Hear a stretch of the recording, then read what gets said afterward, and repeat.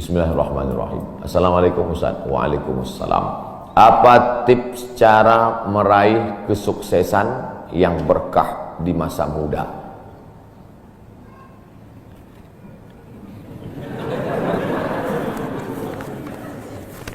Saya tidak pernah bercita-cita menjadi apapun. Cita-cita saya dulu cuma satu, bagaimana membahagiakan orang tua. Itu saja. Ya Allah, aku sekolah, tak tahu dulu pulang mau jadi apa. Yang penting bisa membahagiakan orang tua. Itu saja. Jadi setelah itu sampai, ya sudah. Bisa menyenangkan hati orang tua. Bisa, itu saja. Maka saya sampaikan di kampus-kampus kepada mahasiswa, kalian kalau belum bisa membahagiakan orang tua, jangan menyusahkan orang tua. Ini kadang baru ngelihat namanya aja di HP dah kumat darah tinggi maknya. Kalau belum bisa membahagiakan dia, jangan menyusahkan dia. Maka saya di Mesir 4 tahun tak pernah saya minta duit.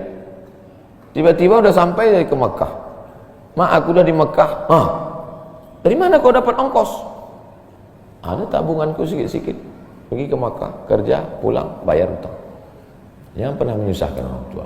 Oleh sebab itu cita-citanya yang pertama mencari ridha Allah. Ridha Allah fi ridhal walidain wa sukhutullah fi sukhutil walidain. Pulang saya ke kampung, saya mau beli tanah berapa meter, ternak lele, tanam cabai, daun ubi, malam mengajar ngaji. Cita-cita saya kecil aja. Tak ada cita-cita mau jadi ustadz viral disambut di airport, tak ada. Terus kata mak saya, masa kau S2 tinggal di kampung, pergilah ke kota. Akhirnya saya menghonor jadi dosen, siang jadi dosen, malam ceramah di masjid, direkam, diupload, khutbah diupload, like and share, akhirnya viral. Diusir beberapa kali, makin viral. Dibully, makin viral. Akhirnya yang membuli saya taubat sekarang. Ini orang makin dibully, makin viral. Udah kita diamin aja lah. Itu semua itu kerja kita atau kerja Allah? Kerja Allah. Kerjakan kerja kita, urusan Allah biar Allah yang urus. Kita hidup ini sama macam bawa pancing. Kita tugas kita ambil bambu, pasang kail, cari cacing, letakkan. Masalah ikannya datang tak datang itu urusan Allah. Ini kadang banyak orang ngurus urusan Allah yang dia urus. Urusan Allah yang kau urus. Kata Allah, yang mendatangkan ikan ini urusan aku. 10 pancing pasang, itu urusan kita. Tarik pancing 1, cacingnya hilang. Cari pancing 1, kailnya hilang. Cari pancing 1, talinya hilang. Yang ke-10, bambunya hilang.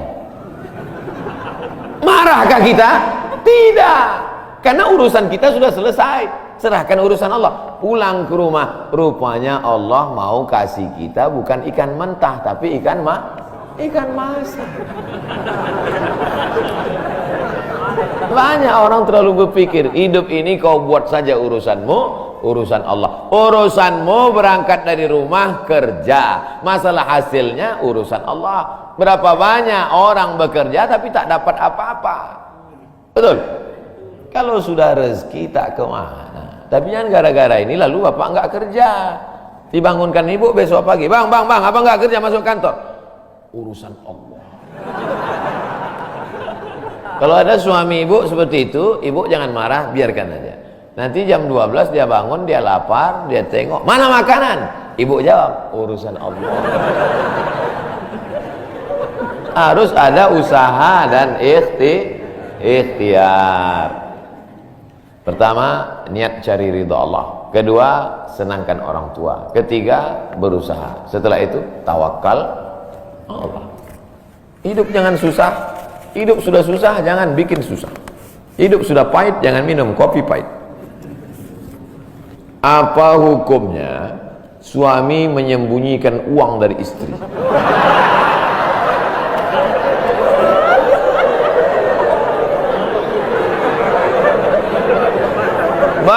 Bang, kata istrinya. Bang, ini duit apa bang? Duit sial. Oh, duit sial, udah kusembunyikan kau dapat juga.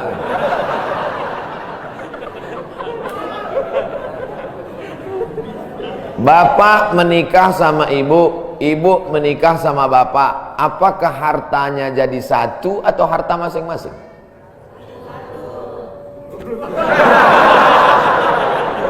Mereka mau hartanya jadi satu dan bapak ketakutan. Itu yang saya baca. Sekarang kita baca ayatnya. Walakum nisfu ma taraka azwajukum illam yakul lahunna walad. Kalau istrimu meninggal kau dapat 50% hartanya kalau tidak ada anak. Fa in kana lahunna waladun, kalau dia punya anak, falakumur rubu'u, kamu dapat 25%. Sekarang saya tanya, hartanya nyatu atau pisah?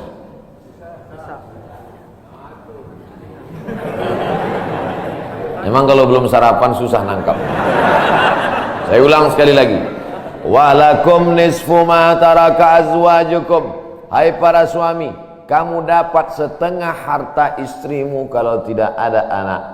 Fa in kana lahunna waladun, kalau ada anak kamu dapat 1/4. Artinya hartanya misal. Harta bapak beda, harta ibu beda. Ibu kerja, punya kebun, punya tanah, punya speedboat, itu harta dia. Bapak punya usaha, harta bapak. Meninggal ibu, 50% untuk bapak. Apa beda harta ibu dengan harta bapak? Di dalam harta bapak ada hak ibu, dalam harta ibu tidak ada hak bapak. Takbir. Saya ulang sekali lagi. Ibu menikah dengan bapak, bapak menikah dengan ibu, ibu bawa harta, bapak bawa harta. Bedanya apa? Dalam harta bapak ada hak ibu, dalam harta ibu tidak ada hak bapak. Kenapa dalam harta bapak ada hak ibu? Karena bapak wajib memberi nafkah. Kewajiban bapak 5. Pertama, kasih makan. Kedua, kasih pakaian. Ketiga, kasih tempat tinggal. Keempat, kasih pendidikan. Kelima, kasih perhatian. Lebih dari yang ini, itu bukan milik mereka lagi. Jelas? Ini ada sekarang suami setelah menikah, pas dilihat surat apa semua, tak ada punya dia. Semua atas nama istrinya. Ini orang kalau meninggal ini tidak kena azab kubur, karena di dunia sudah terlalu azab dengan istrinya. Dari yang saya sampaikan ini jelas tentang pembagian batasan-batasan harta. Jelas? Jelas. Jadi tidak serta-merta setelah menikah, jangan mau anak perempuan kita ditipu laki-laki. Istriku, mana surat mobilmu, mana surat tanahmu, tadi kita sudah akad nikah, semua hartamu, milikku, sorgamu di bawah tapak kakiku. Oh, tidak begitu. Makanya laki-laki harus ngerti, perempuan juga harus paham. Kalau tidak, sedang main bola aja ada aturannya, statuta. Kalau tidak, akan hancur. Tapi insya Allah jelas itu. Pak Ustadz minta tolong doakan ibu saya, sudah lama sakit. Nanti kita doakan di akhir majelis. Bukan cuma ibu bapak, ibu-ibu semua kita doakan. Bagaimana niatnya doanya? Bagaimana niatnya doanya mandi taubat? Nawaitu, aku berniat ghuslat taubat, mandi taubat. Saya nggak bisa bahasa Arab Pak Ustadz, bahasa Indonesia, bahasa Makassar, bahasa Jawa, bahasa Batak, bahasa Mandailing, bahasa Aceh. Saya niat mandi taubat karena Allah Ta'ala. Bagaimana cara mandinya Pak Ustadz? Seperti mandi wajib, basah dari ujung rambut sampai ke ujung kaki. Di mana mandinya Pak Ustadz? Di laut bisa. Kolaka ini 30% saja daratan Pak Ustadz, yang 70 adalah lautan. Nah, mandi di laut.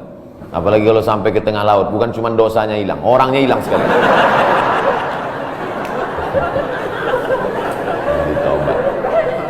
Setelah mandi taubat, solat sunat taubat, usolli sunnatat taubat raka'ataini lillahi ta'ala. Ayatnya bebas. Ayat apa yang paling panjang? Hafal kau amma yatasaalun? Tidak. Wadduha? Tidak. Kulhu? Hafal baca kulhu. Di sujud terakhir banyak berdoa.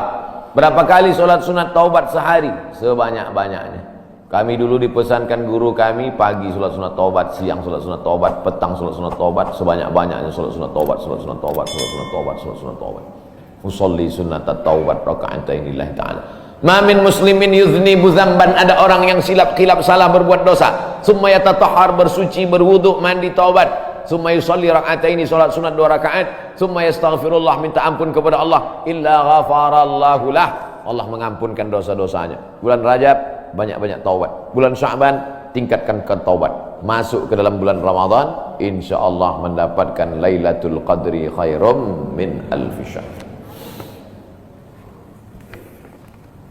Semoga Ustaz senantiasa diberikan Allah kesehatan, amin. Saya dari Medan. Ada juga orang kampung saya di sini. Bagaimana cara bakti seorang anak, cara membahagiakan orang tua berjarak jauh dengan kita, sedangkan bertemu dekat bersama orang tua mungkin hanya 1 tahun sekali, Idul Fitri saja, karena harus bekerja di PT Antam Tbk Sulawesi Tenggara. Ada sesuatu yang tak bisa kita bayar dengan uang, tak bisa dibayar dengan uang. Yang bisa merasakan ini orang yang orang tuanya sudah meninggal, yang masih hidup tak bisa. Lam ya'rif man lam yadhuq, yang tak pernah merasakannya tak bisa menceritakannya, karena tak bisa dirasakan. Setelah orang tua itu tak ada, barulah kita rasa dunia ini hampa, tak ada gunanya. Duit itu tak ada gunanya, mobil itu tak ada gunanya, rumah itu tak ada gunanya, apapun tak ada gunanya. Waktu dapat saya gelar doktor dari Sudan, pulang saya ke rumah, tak ada gunanya, tak bisa lagi diceritakan. Dulu apapun yang dapat diceritakan, mak, aku dapat sorban dari mak, aku dapat peci. Setelah pulang tadi, pulang dari Brunei dapat gelar visiting profesor di Universitas Islam Sultan Syarif Ali, tak ada gunanya, hampa. Paling-paling ditulis di baleho aja, profesor, doktor. Tak guna. Untuk menunjukkan bahwa kita bukan ustadz kaleng-kaleng.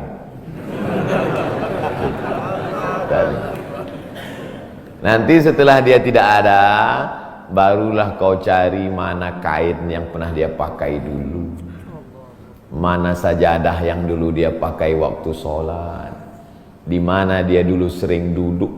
Bekas tempat duduknya aja pun bisa menghilangkan rindu. Bekas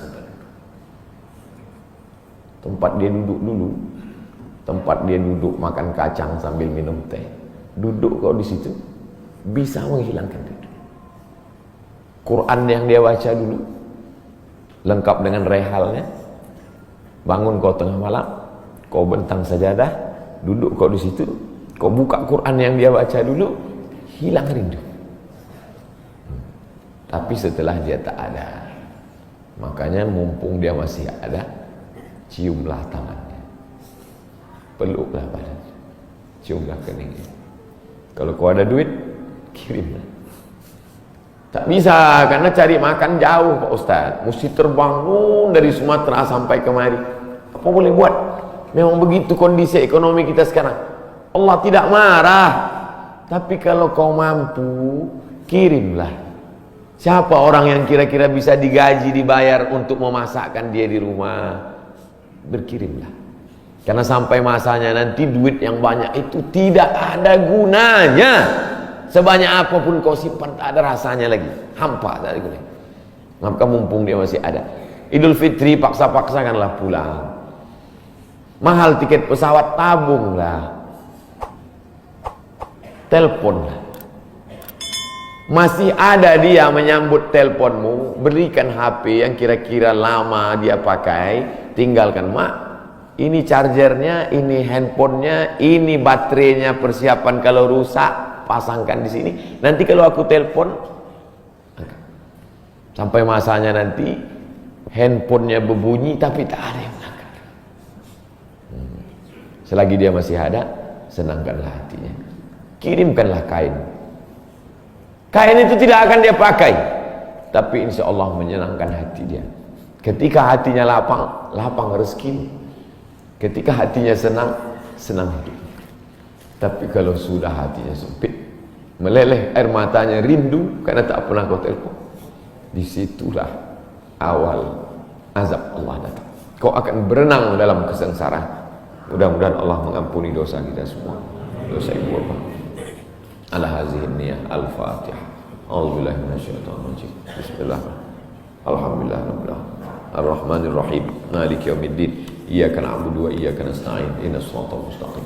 Shiratal ladzina an'amta 'alaihim ghairil maghdubi 'alaihim waladdallin. Amin. Rabbana ighfir lana dzunubana, ampunkan dosa kami ya Allah. Wali abaina, ayah kami ya Allah. Melepuh kulitnya untuk menyekolahkan kami, tak dapat kami balas budi baiknya ya Allah. Wali ummahatina, ummah kami, 9 bulan 10 hari kami dikandungnya, 2 tahun kami disusukannya, mengalir darahnya dalam badan kami, tak dapat kami balas. Tak dapat kami balas kebaikannya, sekali teriakannya saat mengeluarkan kami ke alam yang fana ini, tak dapat kami balas kebaikannya ya Allah. Kalau dia masih hidup, sahih jasadaha, sehatkan badannya, qawi imanaha, kuatkan imannya, ar-rahmazubhal istiqamata, berikan dia istiqamah dalam iman dan Islam. Kalau dia sudah meninggal dunia, lapangkan kuburnya ya Allah. Nawwir qabraha, terangkan makamnya ya Allah. Allahumma ja'al qabraha radatan min riyadil jinan, jadikan kuburnya salah satu dari taman-taman surga. La taj'al qabraha hufratan min hufarin niran, jangan jadikan kuburnya salah satu dari lubang neraka ya Allah. Allahumma ja'al abana'ana barina liwalidiha, jadikan anak-anak kami anak-anak yang berbakti kepada orang tua. Allahumma hafazhum min kulli su' wa syarr, jaga anak-anak kami dari segala perbuatan maksiat dan dosa ya Allah. Rabbana zalamna anfusana, kami sudah banyak buat silap salah dan dosa.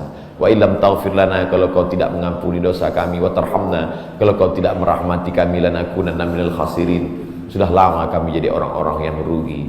Allahumma ja'alna minat tawabin, jadikan kami orang yang bertaubat di bulan mulia ini ya Allah. Wa ja'alna minal mutatahhirin, jadikan kami orang yang mensucikan hati. Wa ja'alna min ibadikas salihin, jadikan kami hamba-hambamu yang salih.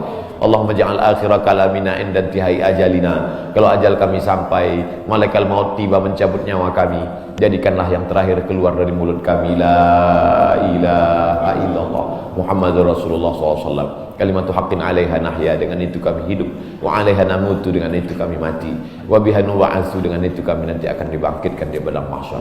Rabbana atina fid dunya hasanah wa fil akhirati hasanah wa qina adzabannar. Wa sallallahu ala sayyidina wa maulana Muhammad wa ala alihi wa sahbihi wa sallam, walhamdulillahi rabbil alamin.